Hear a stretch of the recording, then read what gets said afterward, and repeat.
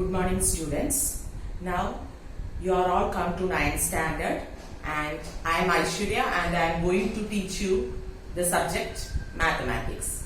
Before going into subject, let me ask you one or two things. Have you all purchased your notebooks and textbooks? If not, do it at the earliest. For maths, we are following the NCERT syllabus only, and you need to keep a separate maths notebook in which you can do the problems as well as the questions which we are discussing here, as well as the homework questions should also be written after each session, and the notes should be completed at all the time. At any time I may ask any one of you to please submit the notebook, so at that time you will have to just take the photo of your notebook and send it to me. So all of you should complete your notebooks from the beginning itself. Okay, now we are going into the introduction of the 9th standard portions. Children, when you get up in the morning, what will we first look? We'll just look at the time and get up, or we'll hear the alarm ring and then get up. That is, the time comes into play.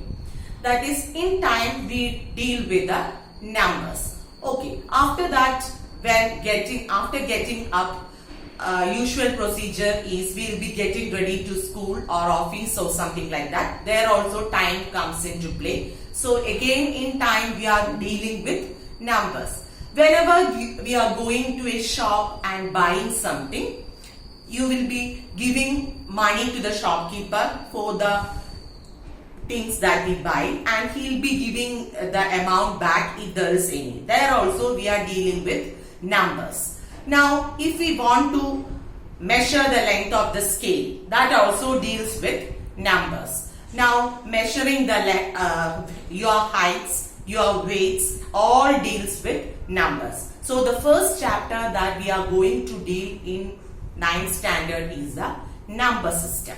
So, the chapter 1 is our number system. In number system, we are dealing with various types of numbers. Which are the various types of numbers which you have learned? From LKG itself, we start counting from 1, 2, 3, etc. That is, the numbers 1, 2, 3, etc. are called as the counting numbers or the natural numbers denoted by the letter capital letter N. That is the first number that we learn. Then after that, we have learned about even numbers, odd numbers, etc. That is, even numbers are 2, 4, 6, 8 and goes on like that. Odd numbers are 1, 3, 5, 7 goes on like that. But this odd numbers and even numbers belongs to the set of natural numbers. That is, they are denoted by capital letter N. Now, when 0 is added to the group of natural numbers or the set of natural numbers, we have another set, that is the set of whole numbers. That is, here the set of whole numbers are denoted by the letter W. So we can say that natural numbers 1, 2, 3, etc. are contained in the set of whole numbers 0, 1, 2, 3, etc. Now, the next set of numbers which we have learned is the negative of all the natural numbers plus the number 0.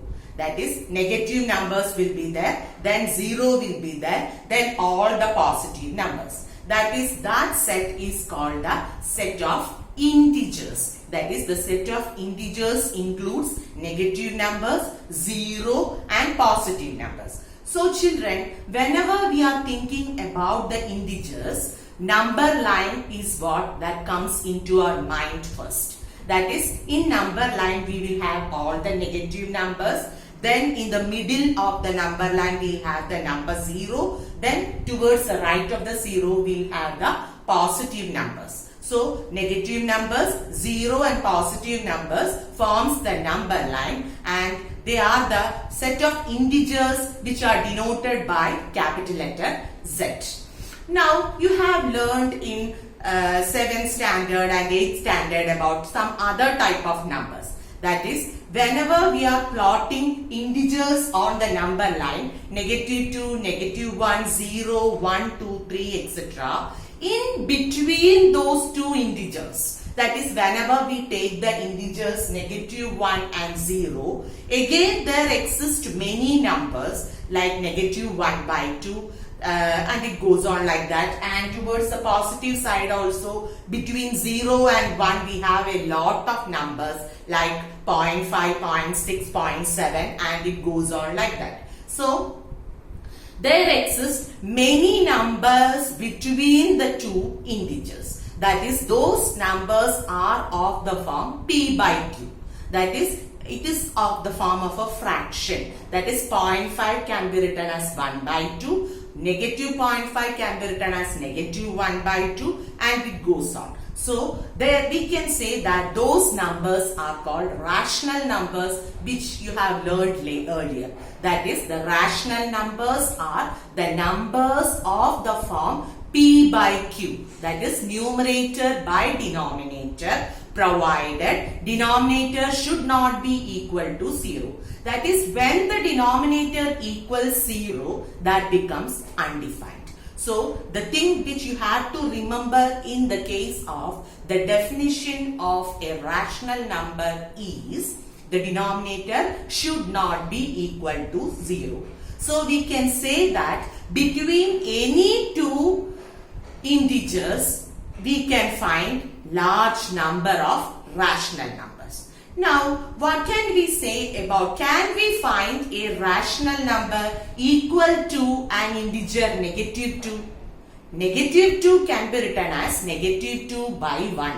So it is a rational number. Now what about -7? -7 can be written as -7/1. Similarly, taking the positive numbers, 1 can be written as 1/1. So it is a rational number. 10 can be written as 10/1. So it is a rational number. So all integers can be expressed as a rational number. Now taking the number 0. Can 0 be represented in rational form? Think about it, children.